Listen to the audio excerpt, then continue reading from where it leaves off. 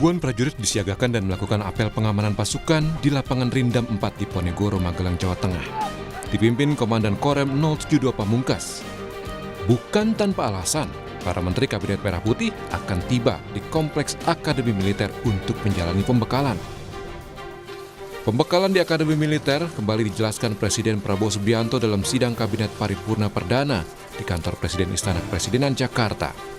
Prabowo bilang kerjasama tim merupakan salah satu aspek yang ia utamakan dalam menjalankan roda pemerintahan. Maka itu Presiden mengajak para menteri untuk mengikuti pembekalan di kawasan Akmil, Magelang. Pemilihan lokasi Lembah Tidar disebut Prabowo bisa meningkatkan aura perjuangan, keberanian, heroisme, dan tradisi cinta tanah air. Kita akan adakan koordinasi di tempat di Magelang, Jawa Tengah, di kawasan Akademi Militer. Hal itu saya nilai bahwa akan membawa banyak manfaat. Daerah Magelang merupakan suatu sentra perlawanan kita terhadap penjajah. Mulai ratusan tahun dikenal sebagai daerah perjuangannya Pangeran Diponegoro di antara 5 gunung. Pembekalan di Akmil disebut ada nuansa militernya. Wakil Menteri Dalam Negeri Bima Arya bilang ada pakaian loreng yang disiapkan. Dan dari instruksi-instruksi yang disampaikan kepada anggota kabinet, ya kelihatannya memang nuansanya adalah nuansa team building kuat di situ. Dan saya kira memang harus persiapan fisik karena kita sudah dikirimi setelan untuk pakaian lapangan. Jadi ada pakaian loreng, ada kaos, ada baju, seragam yang menyerupai seragam militer untuk kegiatan-kegiatan di sana. Dan berdasarkan info memang menginapnya itu juga di tenda gitu ya. Jadi ini sesuatu yang sangat-sangat berbeda dan rasanya kami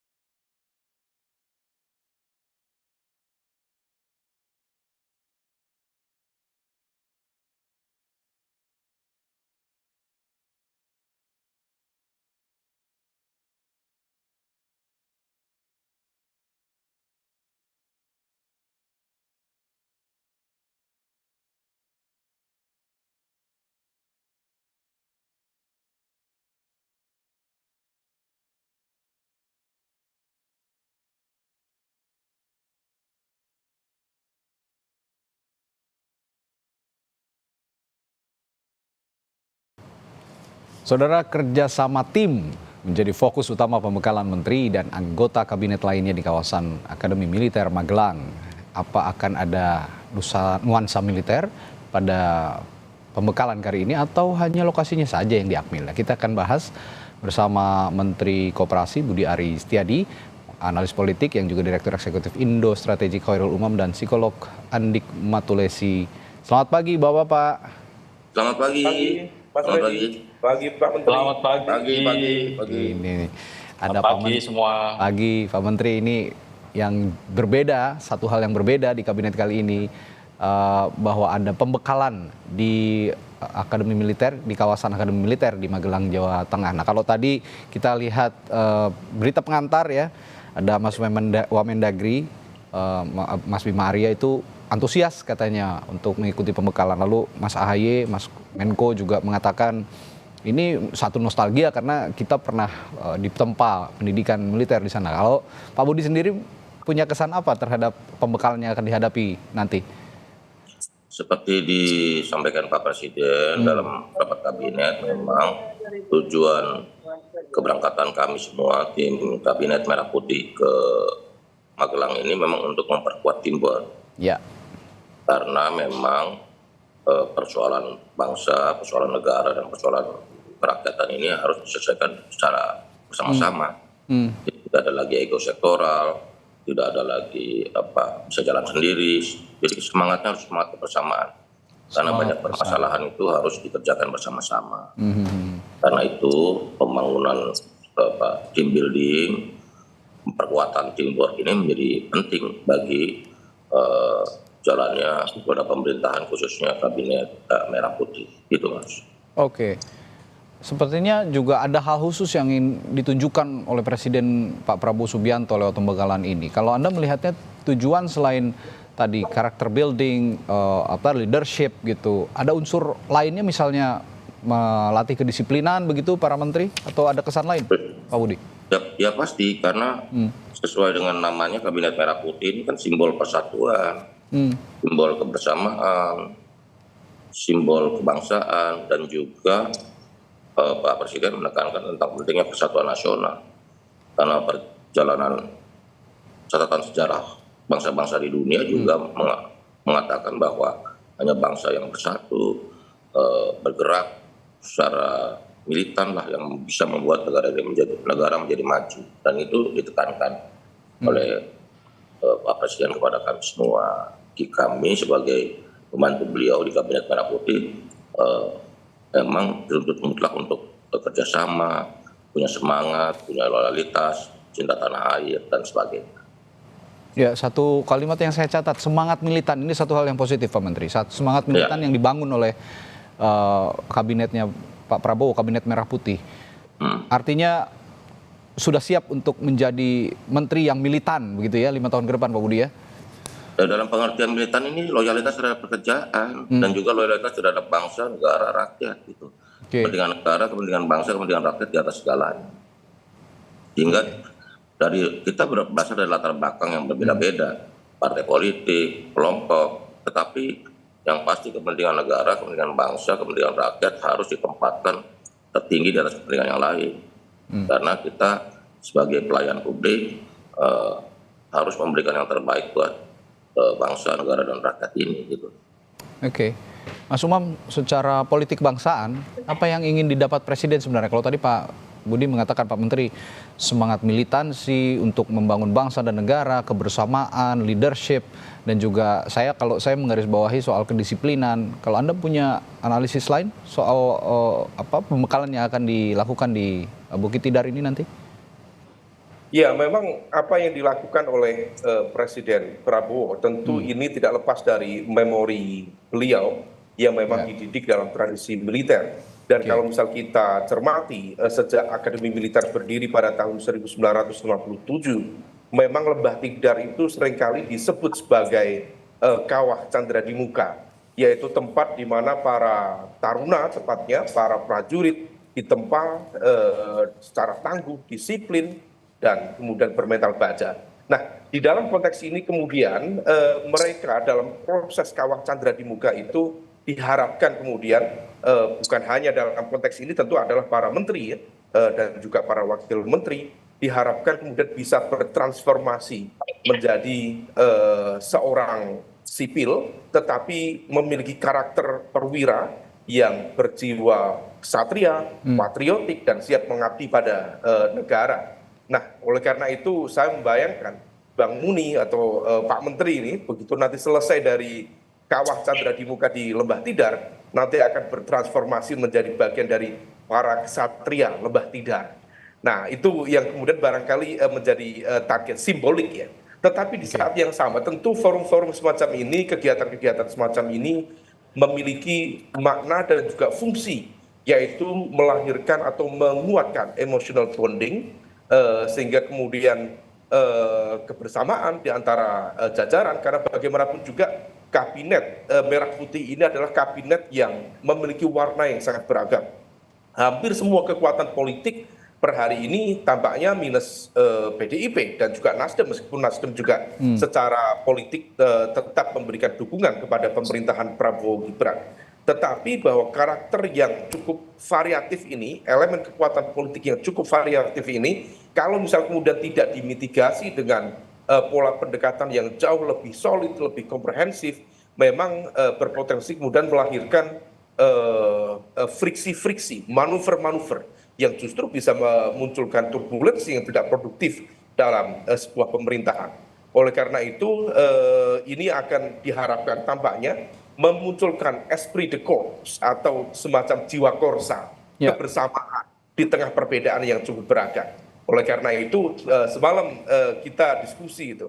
Ini kan ragamnya di dalam itu kan ada banyak kekuatan. Dan kekuatan itu tampaknya bukan satu cara pandang. Ada juga elemen kekuatan yang saling mengincar misalnya. Ya. Nah itu kita membayangkan bagaimana misalnya ini penuturan ya dari Dr. Umar Wahid, adik dari Gus Dur, paman dari Caimin dan juga paman dari Gus Ipul misalnya, yang mana dua-duanya sekarang menjadi menteri, satu menteri koordinator pemberdayaan masyarakat, satu menteri sosial. Kata Dr. Umar Wahid, bagus juga nanti kalau di Lembah Tidar itu Caimin dan Gus Ipul diletakkan di satu tenda saja itu. Jadi biar emotional bondingnya lebih kuat. Atau misalnya Pak Erlangga, Pak Bahlil, Pak AGK itu dalam satu tenda yang sama. Artinya bahwa tentu ada friksi-friksi, dinamika kepentingan atau clash of interest akan selalu ada. Tetapi sebagai sebuah ikhtiar untuk melahirkan jiwa korsa, kebersamaan, dengan simbol-simbol. Memang ada tampaknya simbol-simbol yang sifatnya militeristik, tetapi tentu dalam konteks ini saya berharap bukan format militeristiknya itu yang ditekankan, tetapi nilai-nilai kebersamaan, nilai-nilai patriotik, ya, kemudian menjadi karakter kesatria itu yang kemudian bisa ditularkan. Sehingga para menteri bisa memahami cara pandang presiden juga bisa mengarahkan ya bagaimana kemudian dalam konteks proses pengambilan kebijakan publik, dalam pengambilan kebijakan-kebijakan strategis, sehingga kemudian tidak ada hambatan yang jauh lebih berarti.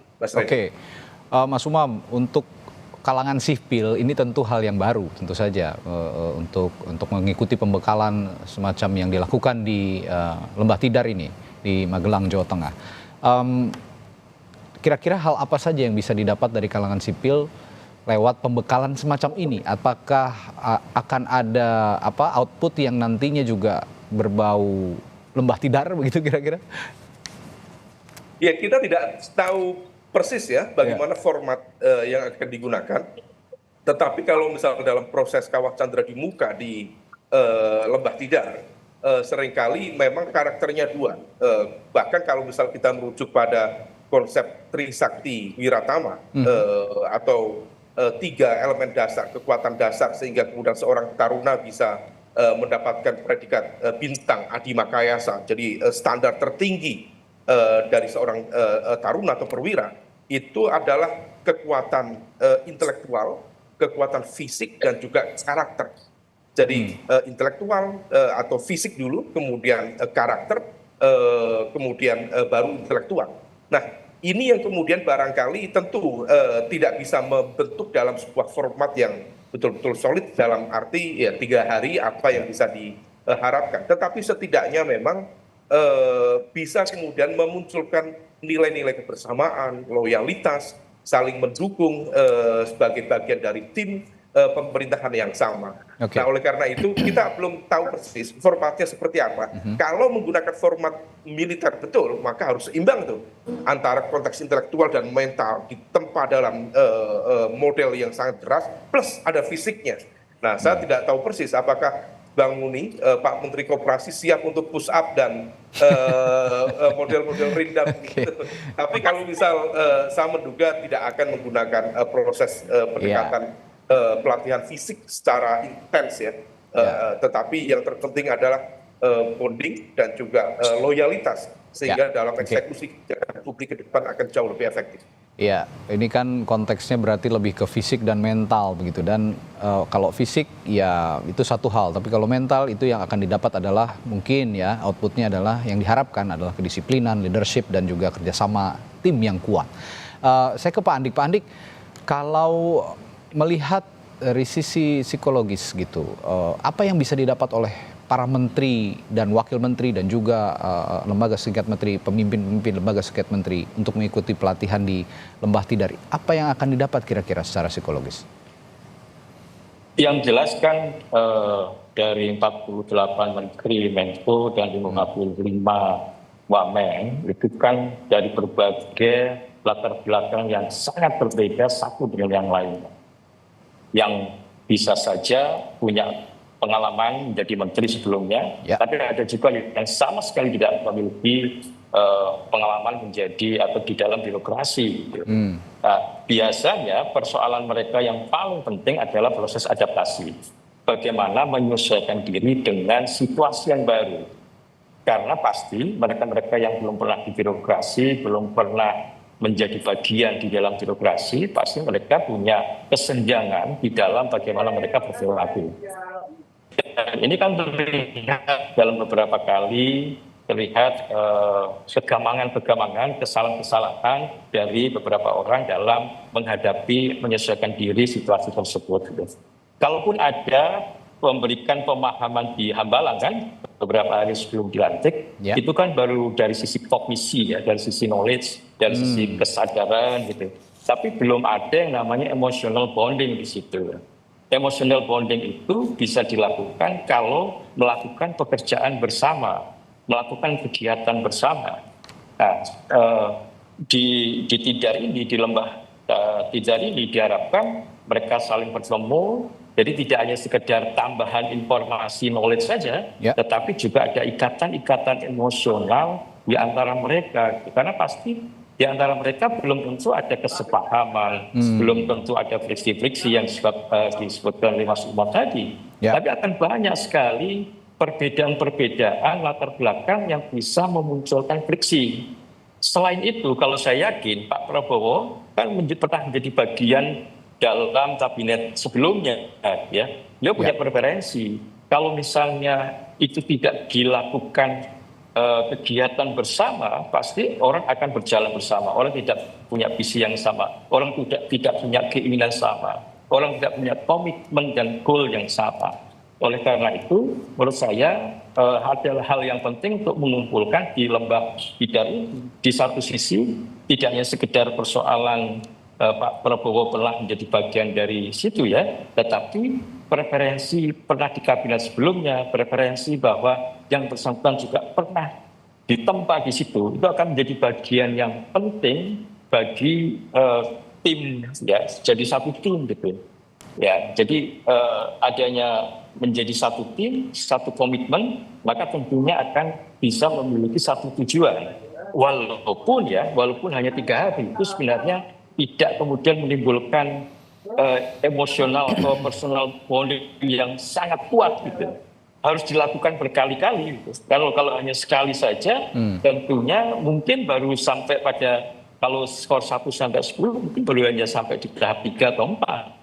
Belum sampai sepenuhnya gitu. Karena persoalan mental gitu ya, persoalan mental disiplin, daya juang, kemudian resiliensi, kemampuan untuk berbagi, sense of belongingness, Ya. jiwa korsa, itu tidak bisa dibangun hanya dalam waktu 3-4 hari. Ya, Pak Andi. Tapi harus berkali-kali dilakukan. Artinya ini bagus untuk melatih kerjasama, kedisiplinan, kekompakan ya dalam koordinasi antar kementerian. Karena banyak sekali atau sering kali kita menjumpai bahwa dalam pemerintahan itu ada unsur ego sektoral misalnya, masing-masing menteri yang di bawah koordinasi Menko khusus misalnya. Ini kan jadi penyakit laten sebenarnya. Ini ada di ranah sana, ini ada di ranah sini. Nah, ego sektoral itu apakah bisa dikikis dengan pembekalan ini kira-kira? Betul.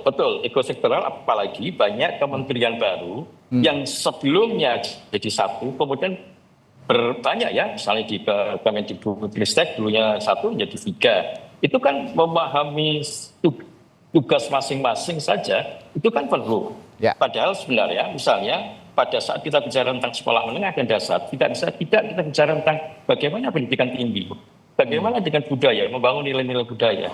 Jadi memang menurut saya hal yang sangat benar gitu ya, sangat tepat kalau mereka-mereka itu dimasukkan dalam sebuah tempat yang namanya Bukit Tidar gitu. Karena kalau itu dilakukan di Jakarta, di hotel, nggak akan selesai gitu. Karena situasinya akan berbeda.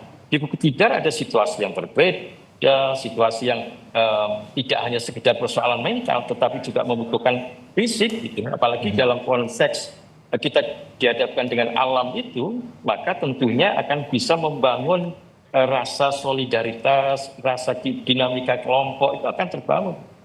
Oke.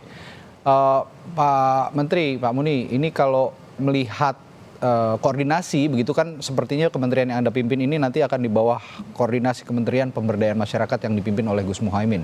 Nah, ada juga Kementerian Sosial, Kementerian Perlindungan Pekerja Migran, lalu juga Kementerian Desa, Kementerian UKM, lalu Badan Ekonomi Kreatif. Nah, apakah kementerian-kementerian yang berada di bawah koordinasinya Gus Muhaimin ini juga sudah saling ya setidaknya berkomunikasi sebelum pembekalan, dan apa yang akan kira-kira dikuatkan untuk mengkoordinasikan di pemberdayaan masyarakat ini? Ya, kemarin itu baru sidang kabinet paripurna pertama, sehingga ini kan kemarin itu sidang kabinet paripurna untuk menerima arahan Pak Presiden, karena agendanya memang arahan Presiden. Nah, sehingga pola kerja dan tata kerjanya belum dibicarakan lebih lanjut. Tapi ya kita pokoknya intinya kita optimis lah bahwa teamwork ini masih jadi bagian penting, karena selama kepentingan kita untuk bangsa, negara, dan rakyat harusnya satu. Cuman kalau ada kepentingan sendiri, kepentingan pribadi, kepentingan kelompok, ya jadi lain lagi. Tapi kalau bagi kami sih enggak, kita harus berjuang untuk sama-sama demi kepentingan yang lebih besar itu, sesuai dengan arahan Pak Presiden. Karena bagi kami, pengabdian kepada bangsa dan negara ini adalah bagian dari untuk ikut mewujudkan Indonesia Emas 2045. Pak Budi, yang bikin publik penasaran juga selain Pak Presiden, siapa sih sebenarnya yang akan memberikan materi pembekalan ini sendiri? Apakah ada dari unsur-unsur militer, atau juga ada unsur justru mungkin ada pembekalan dari ilmuwan-ilmuwan luar negeri misalnya yang bisa diberikan kepada para menteri? Nanti saya akan tanyakan itu ke Pak Budi, Pak Menteri, setelah jeda di Sapa Indonesia Pagi. Tetaplah bersama kami. Masih membicarakan soal pembekalan yang akan diberikan Prabowo Subianto sebagai Presiden Republik Indonesia kepada para menterinya nanti besok di Bukit atau Lembah Tidar di Magelang, Jawa Tengah. Nah, yang saya penasaran dan juga publik penasaran sebenarnya, selain Pak Prabowo, siapa lagi sih yang memberikan materi-materi pembekalan nanti, Pak Menteri? Sampai saat ini belum materi-materi dan jadwal detailnya belum kami terima. Masih surprise berarti ya? Ya. Tapi buat kami sebenarnya ini penting untuk tadi tujuan-tujuan untuk kerjasama tim, penguatan tim, karena memang banyak pendapat publik yang mengatakan bahwa ini kabinet besar ini bagaimana. Memang pertanyaan paling penting atau jawaban yang paling penting adalah dua kata itu, soliditas dan koordinasi di kabinet Merah Putih ini. Nah, itulah yang ingin diciptakan, ingin ditumbuhkan soal soliditas dan koordinasi di Kabinet Merah Putih. Artinya ini bisa menjawab kritikan yang selama ini menganggap, wah ini kabinet besar tapi tidak kompak. Nah, inilah jawaban atas kritikan itu, begitu ya Pak Menteri ya? Betul, bahwa Pak Presiden sudah tekankan pokoknya kepentingan kita, kepentingan negara, bangsa, rakyat harus kepentingan utama dibanding kepentingan kelompok atau pribadi. Tapi harapannya juga nggak berhenti di Pak Menteri aja nih. Kalau kemarin saya berbincang dengan beberapa analis begitu ya. Kalau bisa metode seperti ini kan sistem baru gitu Pak Budi.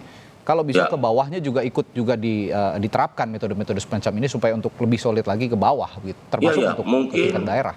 Mungkin nanti setelah penataan organisasi sudah selesai, penataan tim di kementerian masing-masing kementerian juga bisa dilakukan gitu. Karena ini kan beberapa kementerian sedang melakukan konsolidasi ya. Karena ada pemisahan, ada SOTK baru gitu loh. Sehingga perlu penataan dan penyesuaian. Nanti setelah konsolidasi ini selesai, kita harapkan juga di level berikutnya ada hal yang sama untuk membangun tim karena Pak Presiden dan saya setuju sekali bahwa semua itu harus dikerjakan secara tim, bukan perorangan. Ini bukan orang yang hebat, tapi tim yang hebat gitu. Itu tadi yang sempat dibahas juga soal ego sektoral, Pak Budi. Ini penting seperti itu. Karena coba aja kita bicara satu urusan, itu bisa 7 sampai 10 kementerian lembaga yang terlibat gitu. Ya, soal ego sektoral juga jadi perhatian sehingga justru itu ini juga ego sektoral ini harus kita minimalisir serendah mungkin untuk membuat kinerja pemerintahan ini bisa memberi dampak bagi masyarakat. Karena ukurannya sekarang kan kerja yang berdampak. Saya selalu diingatkan 3 aja ukurannya, tercatat, terukur, terdampak. Jadi kita mengerjakan apapun dampaknya bagaimana? untuk masyarakat. Oke. Nah harapannya kan bisa kerja cepat begitu. Kalau tadi sempat menyinggung juga Pak Andik, selain mental, fisik juga akan dilatih. Ini kerja cepat ini membutuhkan fisik yang prima gitu kira-kira. Ini sepertinya juga akan ada pelatihan atau pembekalan fisik juga nih. Sudah siap ya, Pak Menteri? Ya pastilah kalau fisik, tapi kan dengan kondisi dari anggota kabinet yang berbeda-beda, ada yang tua, ada yang muda, mungkin yang muda lebih segar ya. Tapi kan fisik itu ya, dalam proporsional lah ya, begini, berdasarkan usia begitu ya. enggak, fisik itu kan dalam pengertian ya pastilah. Kalau kita nggak sehat, bagaimana kita menjalani Iya. tugas-tugas pemerintahan gitu. Ya karena kan diharapkan bisa kerja cepat ya, fisik juga harus prima karena agenda kementerian dijamin juga akan padat nanti setelah ini Dan untuk padat, menggenjot buat kami agenda-agenda itu program. penting dalam pengertian ya kita harus bugar. Kalau badan kita nggak sehat, gimana kita mau mikir yang baik gitu. Tapi ukurnya bukan kuantitas dalam pengertian push up berapa banyak, enggak. Menurut saya enggak itu. Tapi kalau kita prima, kita fit gitu loh. Bisa bangun pagi, bisa tidur agak telat nggak apa-apa, bangun pagi segar lagi, itu buat saya sih oke lah. Ya karena kita melayani rakyat kok. Kalau melayani rakyat ya harus penuh hati gitu loh. Terlebih yang besok pasti kan intinya kita harus penuh hati melayani rakyat gitu. Terlebih besok mulainya pagi-pagi sekali katanya. Pagi. Jam 5.20 betul? Betul. Wah luar biasa. Ini sudah pagi-pagi sudah bangun. Nggak tahu nanti ngebanguninnya gimana ya, mungkin pakai lonceng kali ya. Ya. bangun gitu ya. Pagi dan langsung inilah. Yang pasti kan tujuan dari kegiatan ini kan membangun teamwork, membangun team building.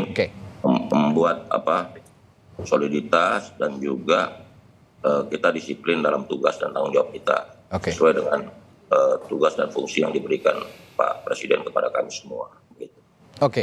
Mas Umam, kalau kita lihat kan postur kabinetnya Pak Prabowo ini sebagian besar anggota kabinet ini kalangannya juga profesional gitu ya.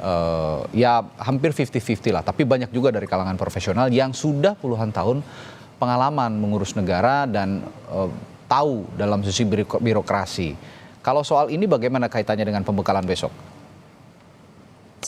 Ya, secara umum memang diharapkan kemudian dari berbagai elemen ya, bukan hanya dari kalangan politisi, tetapi juga dari kalangan profesional, betul-betul bisa mendapatkan sentuhan pelatihan ini, apapun nanti formatnya ya, yang pasti ini semacam kita istilahkan Magelang retreat pasca Hambalang retreat.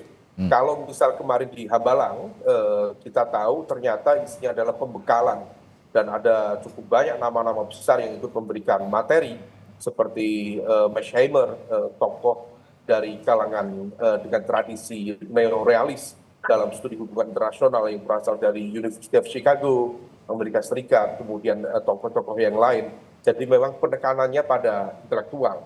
Kalau kita merujuk pada konsep Trisakti Wiratama tadi, maka asumsinya Magelang Retreat akan memperkuat sisi di luar aspek intelektual, yaitu aspek mental atau karakter, dan juga dalam konteks ini adalah terkait dengan konteks fisik itu sendiri. Nah, oleh karena itu memang ini diharapkan Magelang Retreat di Lembah Tidar bukan hanya sekedar menjadi tempat penempaan fisik ya, tetapi juga simbol yang kalau Lembah Tidar itu yang mengandung nilai historis, mengandung nilai tradisi, spiritual, dan juga semangat juang. Nah, bagi para, kalau misal kita merujuk pada para taruna ya, Akademi Militer, tempat ini di Lembah Tidar itu seringkali dianggap menjadi titik awal perjalanan panjang dalam pengabdian kepada bangsa dan negara. Dan sepertinya Pak Prabowo sebagai presiden ingin melakukan tradisi itu.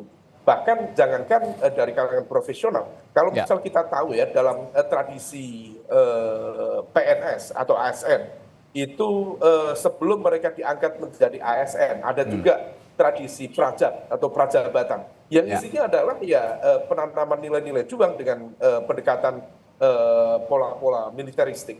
Nah, oleh karena itu kita berharap bukan dari format militeristiknya, tetapi kita berharap ada tadi itu bukan hanya melahirkan satria dalam arti Superman, tetapi juga bisa melahirkan super team. Karena bagaimanapun juga ini pemerintahan membutuhkan proses koordinasi yang sangat kompleks dengan format nomenklatur kementerian yang dipecah menjadi detail, lebih spesifik, tetapi dengan perubahan ini praktis satu kementerian tadi disebutkan oleh Bang Muni, Pak Menteri Koperasi, harus ada SOTK baru. Kalau misalnya SOTK baru, maka mereka kemudian harus membutuhkan perpres. Kalau perpres, maka harus ini koordinasinya dengan Kemenpan RB, dengan Mensesnek juga harus kencang. Belum lagi nanti terkait dengan tunjangan kinerja, jangan sampai 6 bulan, 7 bulan mereka yang bekerja di kementerian baru akhirnya terdampak tidak mendapatkan pendapatan karena harus menunggu legal formal secara administrasi kenegaraan. Nah, oleh karena itu Hambalang retreat, kemudian sekarang Magelang retreat tentu bisa dilakukan, tetapi di saat yang sama saya juga berharap mesin birokrasi terutama di kementerian-kementerian utama tadi yang menyiapkan landasan bagi pemerintahan baru bisa tetap bekerja keras sehingga kemudian proses eksekusinya bisa dipercepat untuk kerja-kerja yang akan datang. Mas Redi. Mas Umam, dari rentetan Hambalang retreat lalu sekarang Magelang retreat, saya yakin Anda sebagai analis komunikasi politik juga punya short analysis. Sementara ini tanggapan publik mengenai rentetan pelatihan atau pembekalan kepada para menteri-menteri. Sejauh ini yang Anda lihat analisisnya bagaimana? Masyarakat secara umum tampaknya tidak begitu keberatan, artinya tidak muncul sebuah narasi-narasi kritis atau kritik-kritik mendasar terhadap proses itu. Kalaupun ada sesuatu yang sifatnya di-highlight oleh terutama kalangan masyarakat sipil ya, berharap supaya kemudian dalam pendekatan-pendekatan ini tidak kemudian membuat sebuah format pemerintahan yang basisnya adalah supremasi sipil kemudian seolah menjadi militeristik. Nah, oleh karena itu kita juga tahulah bagaimana Pak Prabowo background-nya militer, tetapi beliau kan juga sudah masuk dalam ranah kekuasaan sipil, menjadi ketua umum partai, kemudian sekarang menjadi presiden yang dipilih oleh rakyat. Barangkali tampaknya pendekatan-pendekatan pola militeristik ini diharapkan menjadi sebuah pola pendekatan yang tampaknya mencoba untuk mendorong tadi nilai-nilai kebersamaan, loyalitas, tetapi format dalam proses ke depan tampaknya tidak kemudian harus menggunakan pola-pola militeristik. Sejauh ini masih positif lah ya berarti anggapan publik ya? Ya, sejauh ini masih oke dan kita lihat juga selain oke pandangan publik, outputnya apa? Apakah kemudian dalam 100 hari ke depan, at least lebih panjang lagi, 1 tahun ke depan, apakah miskoordinasi yang seringkali muncul antar lembaga pemerintahan, problem ego sektoral di antar lembaga pemerintahan atau overlap otoritas dan kewenangan itu bisa kemudian diatasi atau tidak. Kalau itu bisa diatasi, saya pikir bisa melakukan percepatan kinerja dengan baik. Mungkin publik akan bereaksi ketika 100 days on duty baru selesai, baru bisa menilai bagaimana efektivitas dari rentetan semua pembekalan dan pelatihan yang diberikan kepada para menteri ini. Lalu, Mas Redi, satu lagi Mas Redi. Ya, silakan. Terkait dengan poin kedisiplinan ya, dan ini terkait dengan apa yang disampaikan oleh Mas Teddy kemarin dari Seskap, supaya tidak memunculkan statement-statement yang menciptakan polemik. Kita tahu ya, tiba-tiba ada yang bilang kementerian saya butuh 20 triliun dan sebagainya. Itu bisa berpotensi menciptakan blunder. Nah, oleh karena itu, maka dalam proses ini diharapkan kedisiplinan itu yang kemudian bisa ditekankan sehingga kemudian tidak menciptakan miskomunikasi atau bumerang yang kurang produktif ke depan. Ya, hal-hal semacam ini juga yang harus disamakan visinya sehingga pernyataan-pernyataan ataupun tingkah laku ataupun perbuatan kebijakan yang kontroversial juga bisa diredam sehingga fokusnya tetap untuk menjalankan program-program yang tercantum dalam astacitanya Pak Prabowo begitu kira-kira. Nah, Pak Andik, dengan mereka ini saya berbicara soal fisik dan mental yang Anda utarakan tadi ya Pak Andi. Dengan anggota kabinet yang sudah banyak yang lanjut usia, ini sebenarnya pembekalan seperti ini, pengembelengan seperti ini bisa maksimal atau justru sebenarnya acara seperti ini dengan keterbatasan usia misalnya yang sudah lanjut usia, ini bisa memompa lagi semangat agar muda kembali lah dalam tanda kutip, bisa merefresh ide-ide mereka. Ya, saya yakin pembekalan akan dilakukan sesuai dengan usia ya, karena pasti faktor usia akan berpengaruh dalam kegiatan-kegiatan fisik yang ekstrim. Kalau saya melihatnya lebih pada faktor psikologisnya yang ditekankan, misalnya terkait dengan komunikasi. Jadi kalau sudah ada ikatan emosional yang kuat, maka komunikasi tidak hanya komunikasi formal, tetapi juga komunikasi interpersonal, komunikasi yang lebih dekat. Karena biasanya persoalan-persoalan berat itu malah bisa antar lembaga, antar departemen, antar kementerian bisa diselesaikan dengan model-model komunikasi yang sangat mengedepankan emosional, kedekatan. Itu yang menurut saya menjadi bagian penting. Kalau persoalan fisik, saya yakin saya setuju dengan Pak Menteri tadi, itu terkait dengan persoalan kebugaran saja.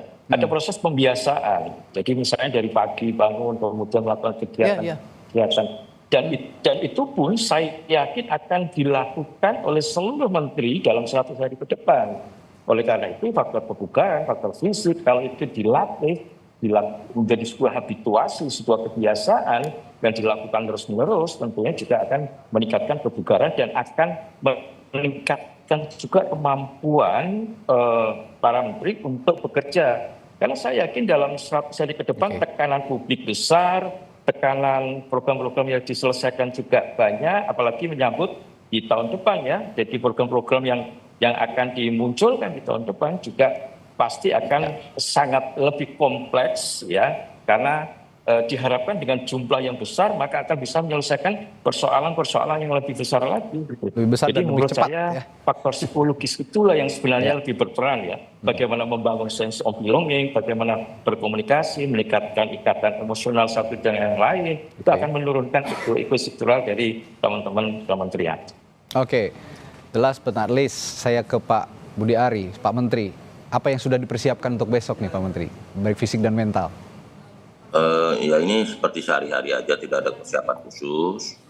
Karena memang sejak awal kita sudah diberitahu kita akan digembleng untuk menyatukan semangat, juga untuk melatih kebersamaan di antara kita.